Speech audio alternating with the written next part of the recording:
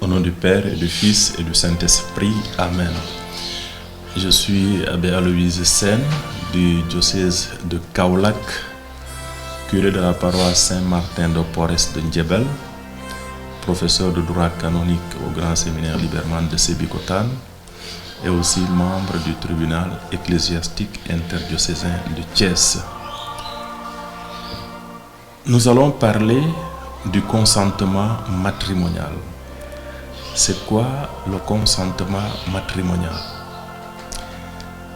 Le consentement matrimonial est cet acte expressif qui nous permet de dire oui à quelqu'un ou à quelqu'une dans le mariage devant Dieu et devant les hommes. Je ne veux pas entrer dans les définitions canoniques ou dans les définitions de la loi, mais pour faire comprendre simplement, le consentement matrimonial est le support du mariage. C'est la cause efficiente du mariage. C'est lui qui fait que le mariage existe. C'est le oui que l'époux échange avec son épouse, que l'un et l'autre acceptent, reçoivent et donnent aussi en même temps. Le consentement matrimonial qui fait le mariage peut souffrir de beaucoup de choses que l'on appelle en langage technique les vices du consentement matrimonial. Quand il y a un vrai consentement matrimonial, il y a un mariage valide, donc un mariage vrai. Lorsqu'il y a des vices de consentement matrimonial, il y a invalidité du mariage et donc il y a un mariage qui n'est pas vrai. Alors, quelques exemples. Je précise que un vice rend l'acte nul ou inexistant. On a un semblant d'acte, mais en fait c'est un acte avorté, un acte qui ne bénéficie pas de toutes les garanties pour produire les effets escomptés.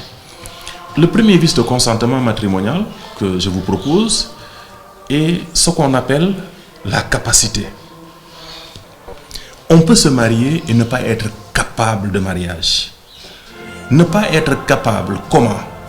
Lorsqu'on n'a pas l'usage suffisant de la raison, on n'est pas capable. Lorsque nous ne sommes pas en mesure d'honorer les droits, d'assumer les droits et d'honorer les devoirs essentiels du mariage, nous ne sommes pas capables. Lorsque, face aux diverses obligations du mariage, nous n'avons pas de solution, nous sommes dans l'incapacité. Cette incapacité peut se traduire concrètement dans cette impossibilité de générer. De générer, ça veut dire de donner cette possibilité à la vie d'apparaître. C'est l'incapacité de générer. Ou tout simplement l'incapacité d'assumer cet acte qui conduit ou qui ouvre à la vie ou qui ouvre à la génération. Un autre vice de consentement matrimonial, c'est l'erreur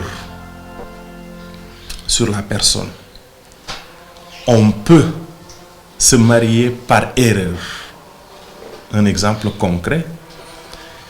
Souvent, on peut trouver ou on peut rencontrer des jumeaux ou des jumelles. On peut les confondre quelque part, de par la malice des parents ou des frères ou des sœurs. Et cela peut arriver. Donc, l'erreur sur la personne peut constituer un vice du consentement matrimonial. Un autre vice, c'est ce qu'on appelle en termes techniques le dol. Mais le dol signifie cette machination qui me permet de tromper quelqu'un. Lorsqu'en mariage, je me dis, je vais tout faire pour tromper la vigilance de cet homme, ou je vais tout faire pour tromper la vigilance de cette femme, exprès, parce que tout simplement je veux vivre avec lui ou avec elle dans le mariage. C'est ce qu'on appelle le dol. le fait de tromper. On peut tromper de diverses manières.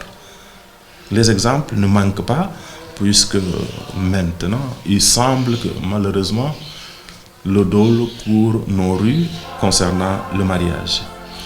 Une certaine forme de vice de consentement est ce qu'on appelle la condition. Quelqu'un peut se marier sous condition. Un exemple concret.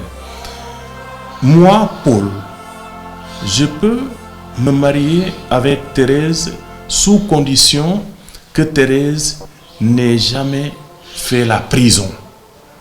Ou encore, sous condition que Thérèse soit l'héritière de son père. Ou encore, sous condition que cette Thérèse soit effectivement l'enfant légitime de son père. Parce que tout simplement, on vise souvent une situation beaucoup plus confortable lorsqu'on pose des conditions.